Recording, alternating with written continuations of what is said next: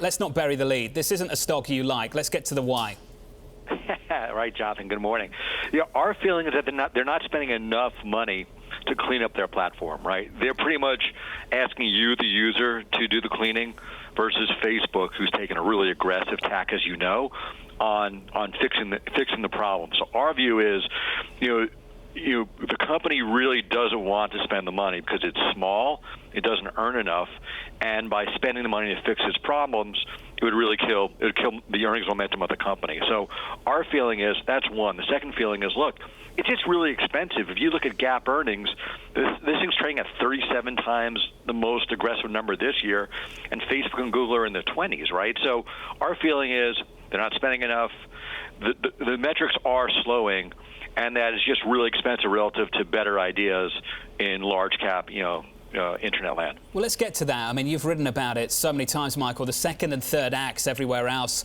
We're nowhere near the second or third acts at Twitter, are we? Is that a weakness or a strength, just to focus on your core competency?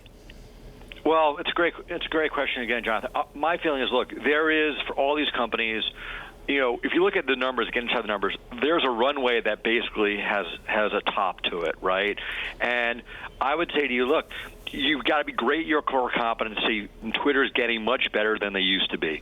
But what Facebook and Google offer, Alphabet offer, are other narratives, right? At some point, you just get exhausted in your ability to monetize your platform, especially when usage growth starts to slow, right? So our view is that the other companies have been thinking now pretty hard about what can we do to add to the strength of our business. What other businesses can we get into? And Twitter is just Twitter, which is fine, but to me, it doesn't have any optionality that an Alphabet has or even Facebook has, right? And there's nothing wrong with staying in your lane, but when it comes to advertising, eventually, if you can't grow your user base, you're going to stop growing advertising as fast, right? And this quarter's growth, ad growth, was 18%, which is fine. It's really, it's better than most companies, but it's going to slow as time goes on. It just will. Michael, just in terms of the leadership, is Jack Dorsey the right guy to look at unlocking future revenue opportunities? Jack Dorsey's created a lot of value for people at Square and for Twitter. What I wonder about Jack Dorsey, to take your question in a different tack, is I don't know if he's the right guy to clean this platform up. Like, you look at what Zuckerberg has done. Zuckerberg has owned the problem. I give him credit, right? Maybe in the beginning they denied it and didn't take it seriously. It took him a while, Michael.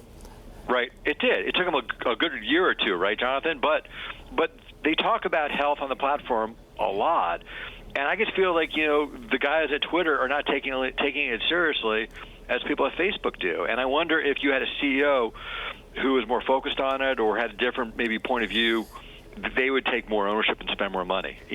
But Jack's created a ton of value for people. It's hard to argue that he's the wrong CEO, but I wonder in the next year or so, will the political environment change enough on the regulatory front that basically forces these guys to become more proactive on spending?